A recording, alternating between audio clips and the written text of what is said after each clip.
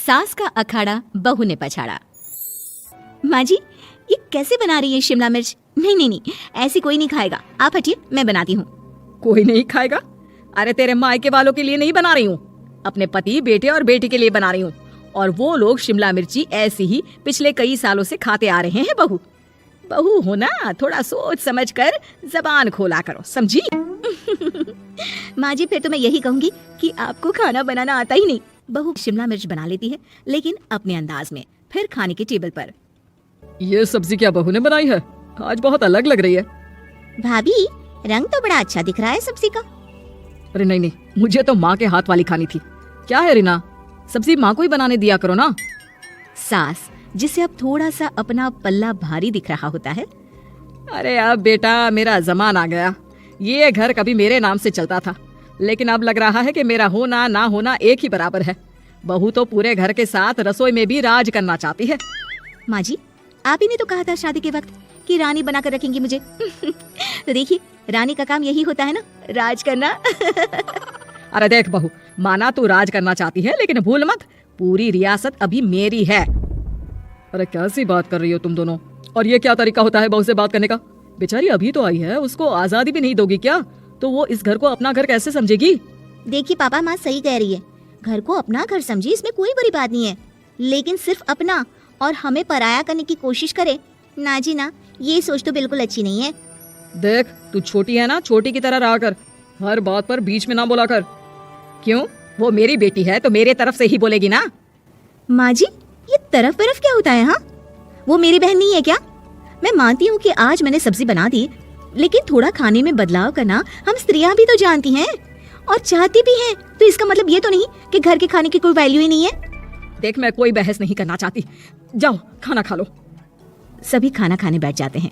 अगले रोज, माँ जी प्लीज, ये आस पड़ोस वालों को बोलिए ना, मुंह उठाकर घर में मत आ जाया करे। अरे किसी के घर आने जाने का कुछ वक्त होना चाहिए। यहाँ तो सारा दिन मानो लोगों ने धर्मशाला बनाकर रखी है। बहू, वो हम लोगों के परिवार जैसे हैं, पिछले 25 साल से हमारे साथ है।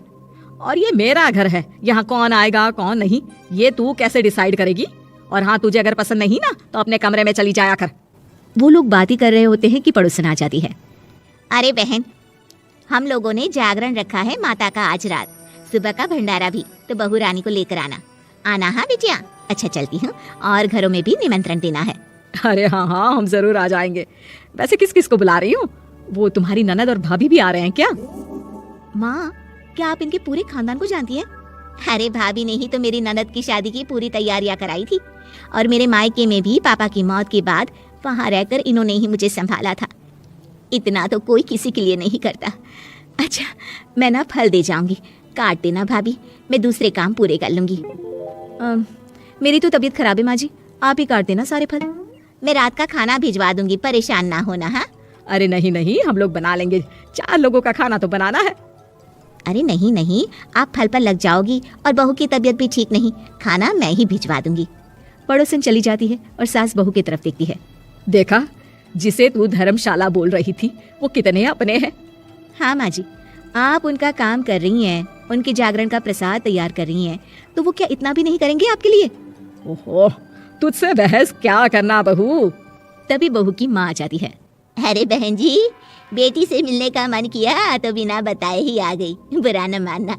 ये मत समझना कि ये मेरा घर नहीं, कोई धर्मशाला है।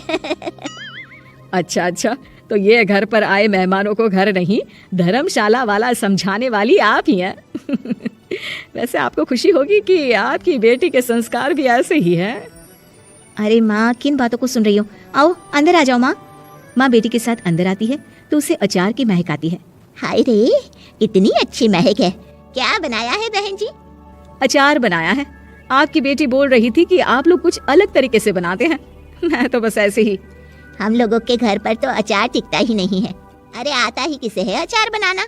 लेकिन जैसे ही बेटी माँ को कमरे में ले जाती है, क्या है माँ, क्यों आ गई यहाँ पर? बताकर तो आना चाहिए।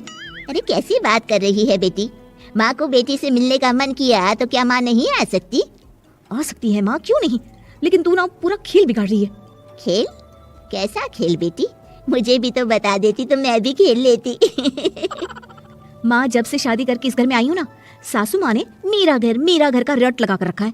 अब मैं ये बताना चाहती हूँ कि यहाँ मैं आ गई हूँ कोई भी चीज जो पहले होती थी वो ठीक नहीं थी, तो मैं उसे परफेक्ट करूंगी।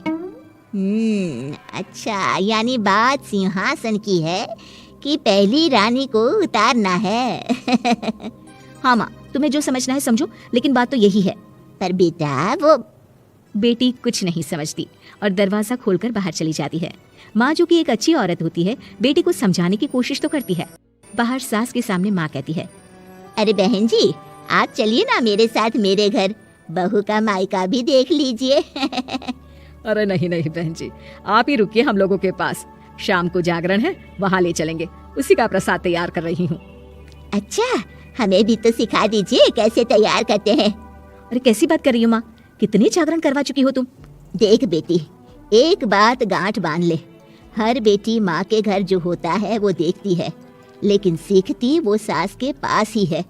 सास का संस्कार वो अपनी सास से सीखती है, जो वो अपनी बहू को देती है। तो बेटी, यहाँ के रीति रिवाज, रहन सहन, बोली भाषा अपनी है, जिसे तुझे ना सिर्फ फॉलो करना है बल्कि सीखना भी है। और जहाँ तक सवाल है पूरे घर की रानी बनने का, तो जब तक तेरी सास महारानी है तू रानी ही तो रहेगी, क्यों बेटा? बहू माँ की बात समझ जाती है और सास भी बहू की माँ का मन ही मन शुक्रिया अदा करती है।